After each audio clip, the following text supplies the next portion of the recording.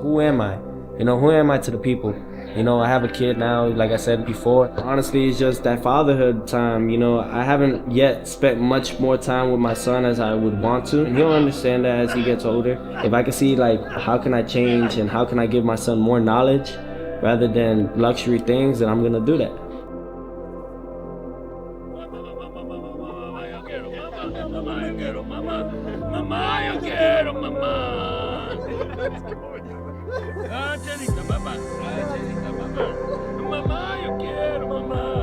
My father, though, is the one that really, he knows me best. He's seen me at my worst, he's seen me at my best, you know, and he's gonna be the one that definitely is gonna tell me the things that I really need to focus on how can I beat this guy. I trust him with my life.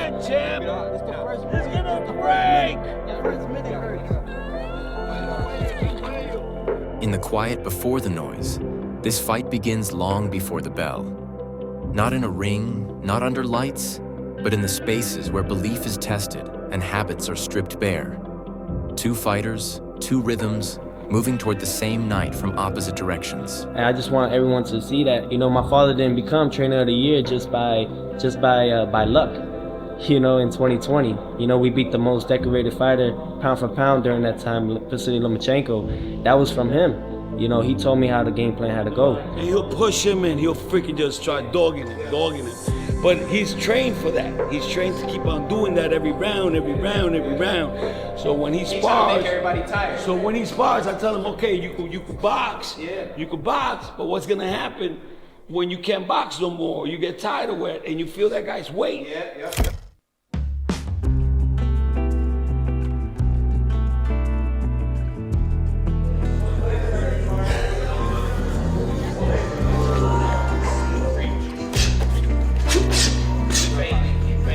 Punch your body, go on top, and then you go on top.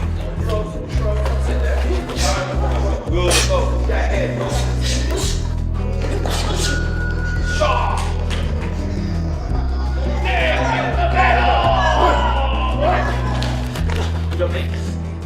Concentrate. You're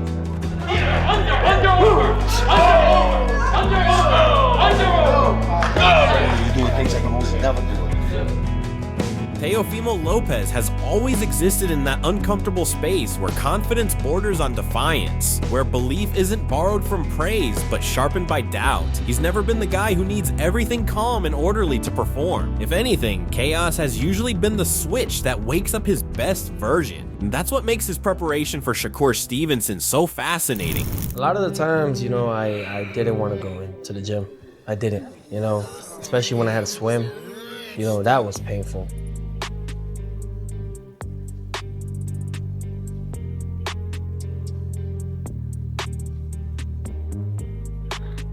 But it was the training, the work ethics that you have to put in between the miles of running and the depths of how you have to sacrifice your whole body in this. You know, a lot of people don't understand, even to this day, how much we have to really do, how much we beat up our body. So when he comes here, you go to the body. When he comes here, go to the body. Esa!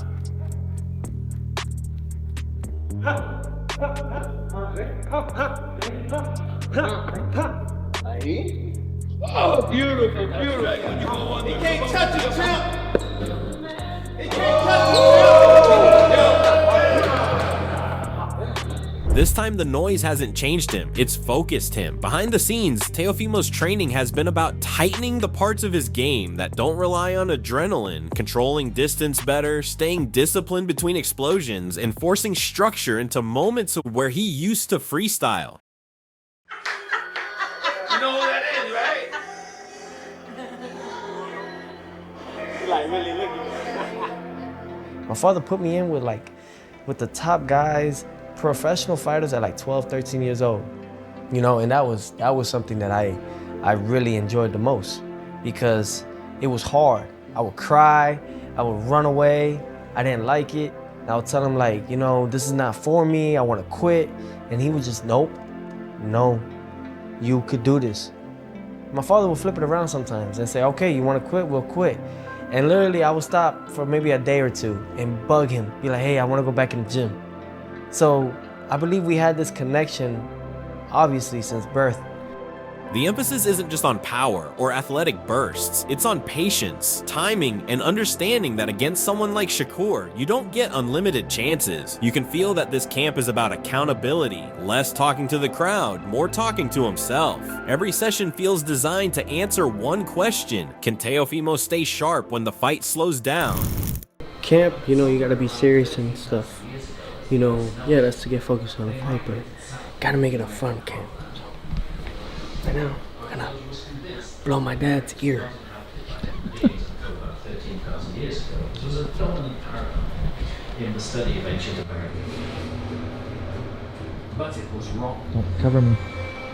The old notion has been completely overtaken.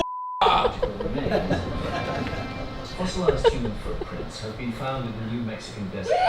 You know I don't feel good, bro. Why you do that to me, bro? And you film that shit too, man? You better erase that shit. He knows Shakur thrives when opponents get frustrated, so the work now is about resisting that pull and learning to press without rushing. This isn't the Teofimo who's chasing moments. This is a fighter trying to control them, and that's the most dangerous version. It's very important to take breaks in between camps, you know, or even in camp. We're so focused at what's at task that we end up forgetting to have fun. You know, we have a long week of training. Let's reward ourselves for that week. And on the other side of that preparation sits Shakur Stevenson, a fighter who has never needed chaos to discover himself because discipline has always been his natural environment. Today we're doing sparring breakfast. So we're gonna do a little mixed potato hash with some chicken, sausage, and some protein pancakes and some ancient grain sourdough. Ready. What you mean too slow? Too slow. Get out the way. It's all that matters. It's all that matters. If I'm Zach, I'm gonna keep walking to you and over there. He gotta catch me. It's only 3 runs.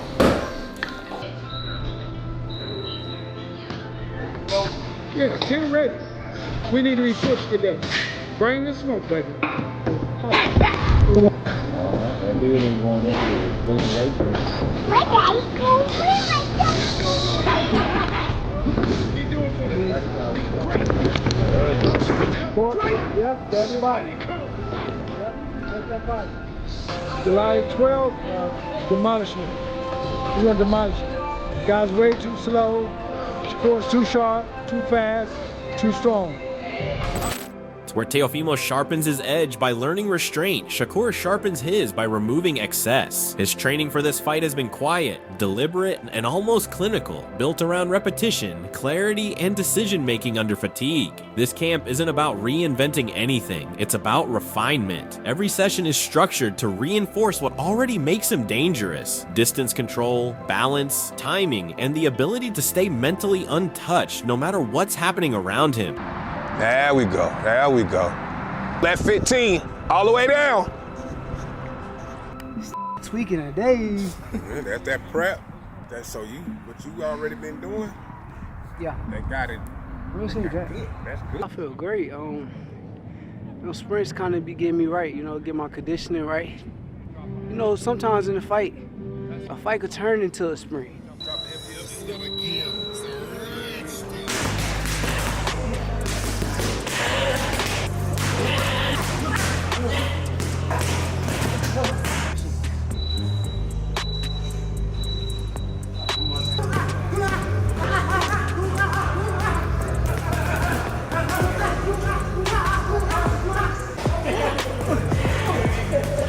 Shakur trains like someone who expects problems, not surprises. He's preparing for the moments when Teofimo explodes, when the crowd reacts, when momentum threatens to swing, and the work is about staying centered through all of it. He doesn't rush rounds, doesn't chase reactions, and doesn't confuse activity with control.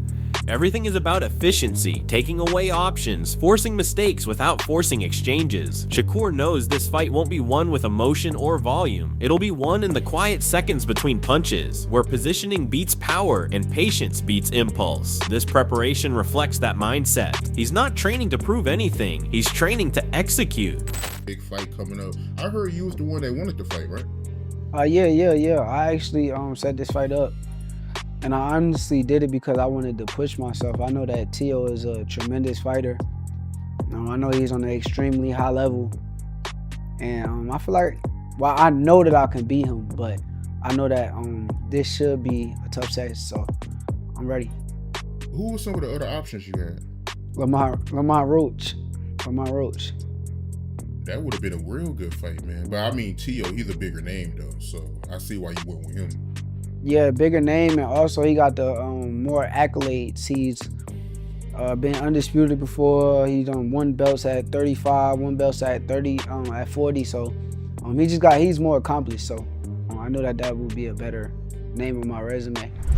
And while Shakur is up there refining silence and precision, Teofimo Lopez is doing something just as revealing in his own way. He's talking like a man who genuinely believes ownership matters. Listening to this interview, I don't hear a guy trying to convince us. I hear a guy reminding himself. Teo isn't selling bravado, he's protecting territory. When he says Shakur can't take what he's bled for, that's not promo talk, that's identity talk. And I actually like how self-aware he sounds here. The video game stuff, the Roy Jones Jr. conversation, the studying old legends like Roy Jones Jr. and Henry Armstrong. That tells me this camp isn't just ego reps, it's curiosity. Teo knows raw athleticism won't be enough against Shakur Stevenson, so he's looking for layers, deception, timing off feints, the stuff that doesn't show up on highlight reels but flips rounds.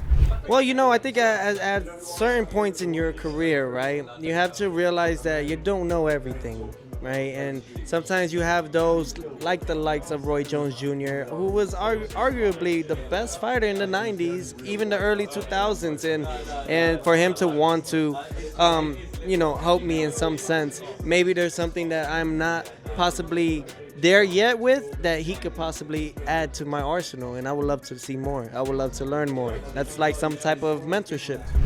I love that he openly admits he doesn't know everything, because that's growth, not weakness. And when he talks about mindset, faith, destiny, you can hear how much this fight is tied to legacy in his head. He's not trying to out-talk Shakur, he's trying to out-believe him. Even his take on Shakur being labeled boring is smart. He doesn't dismiss it, he embraces it and says, cool, that's why I'm here to disrupt it. And that's Teofimo in a nutshell. He doesn't reject narratives, he challenges them head on. So while Shakur is sharpening control in the quiet, Teo is sharpening conviction in the noise, studying, adjusting, convincing himself that when the bell rings, belief plus preparation equals takeover. And whether you agree with him or not, you can't deny this. He sounds locked in, not scattered. That's a dangerous version of Teofimo Lopez walking toward this fight. What's it like seeing him now kind of face to face? When you look at him, what do you see? Because obviously you're not locked in just yet, and the closer it gets to a fight, obviously things turn a little bit. But when you do look at Shakur, what do you think of him? I think, I don't think too much of it. I think that he believes in himself. That's one thing. But I'm here to destroy his dreams and all that he wants to do and become. You can't take this from me. I worked very hard for it. I've bled for this, and I'm not taking nothing from him, but I just believe that what's gonna happen next is for destiny and the boxing ring to decide. And right after hearing Teofimo speak with that mix of conviction, reflection, and this is mine energy, the conversation takes a sharp turn when Shane Mosley steps in, and it feels like a veteran tapping the chessboard and saying, all right, now let's be honest. When a guy like Shane Mosley calls this a true 50-50, that's not fence sitting, that's respect for danger on both sides. I love how he frames it. Not about hype, not about records, just one simple question: who imposes their will first? And that's the real tension here. You've got Shakur, who wants the fight quiet, measured, controlled like he's dimming the lights round by round. And then you've got Teofimo, who can flip the switch and turn angles, speed, and power into straight up disruption. Mosley reminding people that Teo can actually box when he chooses is key, because casual fans forget that part. This isn't some wild brawler hoping for luck. This is a guy who figured out Lomachenko in real time, which is not a casual accomplishment. I think you're going to need a couple of rounds, but the first round is going to be very interesting. Maybe you see some tails, but I think maybe 2 or 3 you're going to start seeing one leave the other. Because I don't think that, well, maybe, I mean, Shakur might show some different, if he has to go after Teofimo, he might show some different type of heart that we haven't seen, or different type of fighting we haven't seen. And vice versa, you know, whereas Teofimo's hitting him with different shots off the angle, that is kind of giving, you know, Shakur Stevenson trouble. We'll see about that. And the weight jump talk, that's veteran thinking. Not panic, not assumptions. Just let's see how that speed looks when the mask comes with it. I also like how Shane doesn't rush to crown anyone early. He basically says the first couple rounds are reconnaissance, but by round 2 or 3, somebody's fingerprints are going to be all over this fight. Either Shakur starts quietly separating with positioning and timing, or Teo starts landing those weird angle shots that make you second guess your whole game plan. And the funniest part is how Mosley shrugs at predictions like, nah, I'm just watching, because that's exactly how this fight feels. You don't analyze it to feel smarter, you analyze it to understand how thin the margins are. This isn't about who looks better on paper, it's about who forces the other guy to fight a version of himself he's not comfortable with. And when a Hall of Famer tells you he's grabbing popcorn instead of a scorecard, that's your signal. Buckle up. This one's going to reveal something real. I think people overlook of Teofimo is he can box when he wants to. Like, he's shown he has a slick style too when he wants to do that. When he wants to do that. So if you have a slick style and you got power and you got the speed too, and you're fighting at 140, so let's see, I don't know if Shakur Stevenson is going to get slower moving up in weight or not, where Teofimo can hit him. Maybe he was really fast at 130, 26-30, maybe 35, but 40, you put on a little bit more weight. I think that he holds the weight probably really, really good, but you just don't know. And coming right off Shane Mosley breaking it down like a vet who's seen every version of chaos a boxing ring can offer, Wade Plemons steps in and flips the lens just enough to make you sit it up straighter.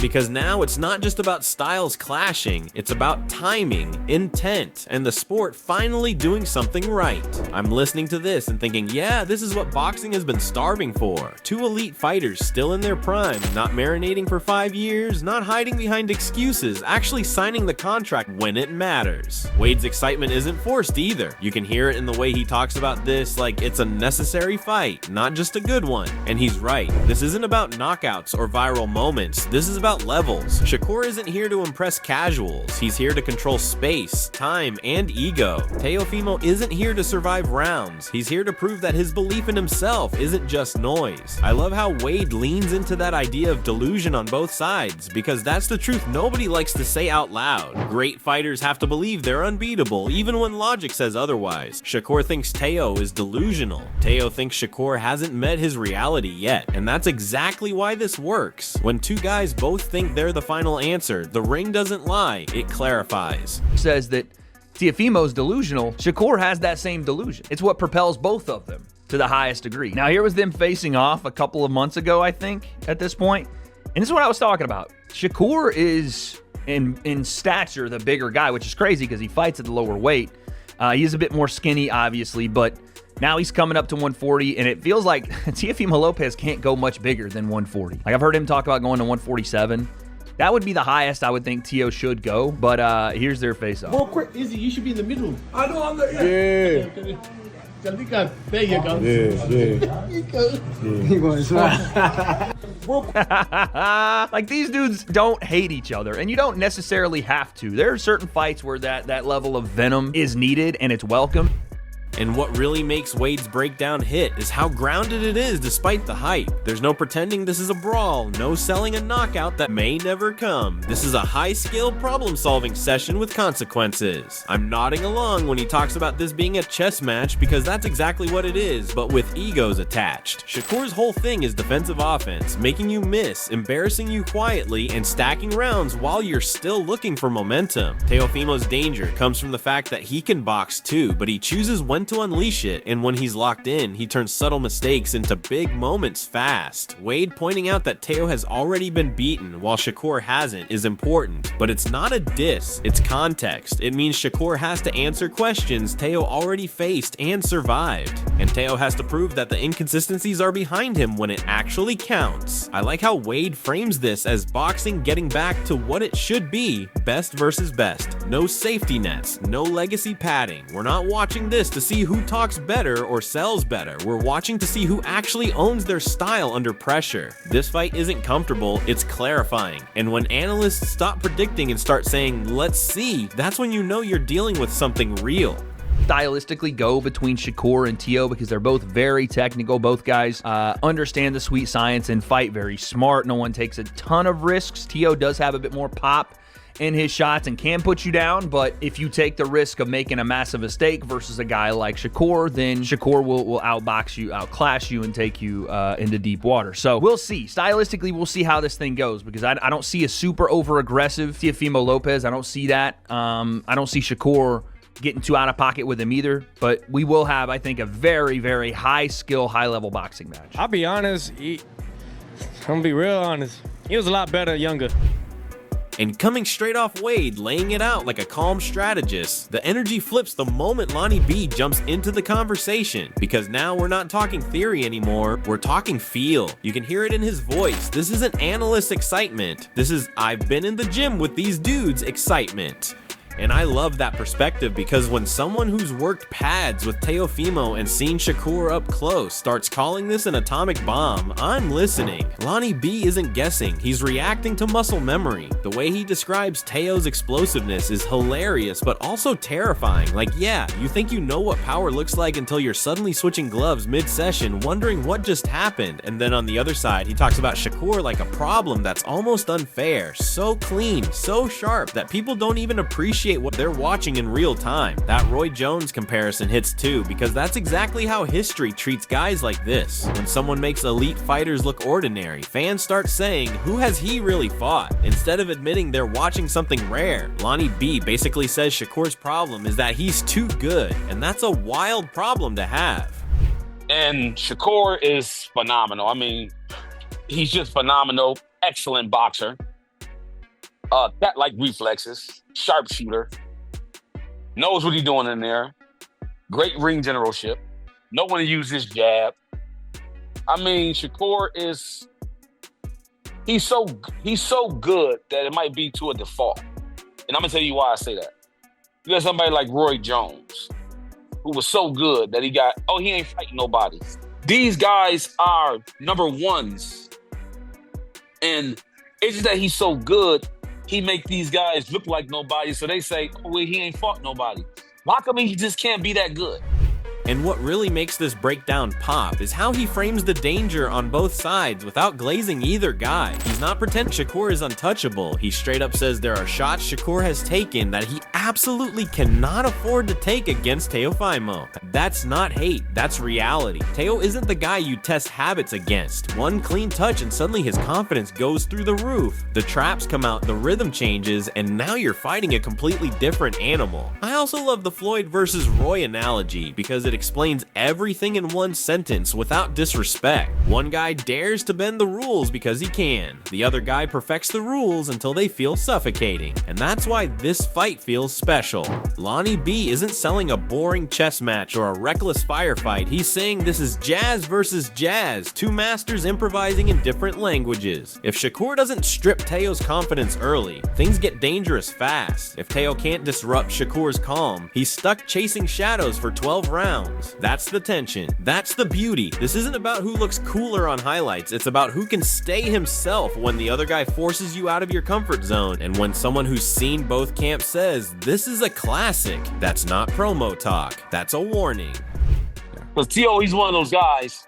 Once he feels once he touched some skin, that get him going, get him warmed up. Like, okay, he gets more brave. Like, okay, the wheels start going. Oh, I can do this. I can do that. I can do this. I can do that.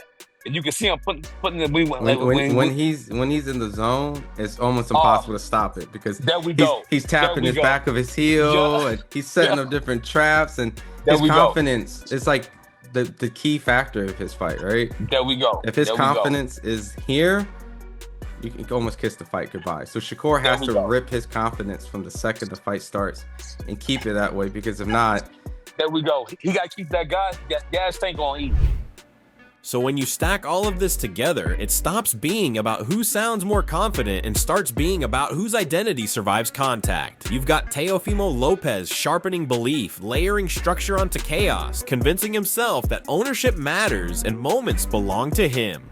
On the other side, Shakur Stevenson is refining control, trusting process over noise, preparing to let patience suffocate urgency. Then you add Shane Mosley reminding us this is about will, Wade Plemons framing it as boxing finally doing things the right way, and Lonnie B pulling the curtain back on what these guys actually feel like in the gym. Different voices, same conclusion. This fight isn't safe, it isn't comfortable, and it isn't predictable. It's a collision of philosophies. Does disruption crack discipline, or does discipline drain disruption? That's the real question the ring is going to answer. No narratives, no excuses, just 12 rounds of truth where styles don't just clash, they get tested. This is one of those fights that doesn't just crown a winner, it exposes who you really are when your best version is standing right across from you. Drop your thoughts in the comments. Let's really talk about it. And yo, don't ever forget to like, share, and subscribe to Boxing Headquarters. See you in the next one.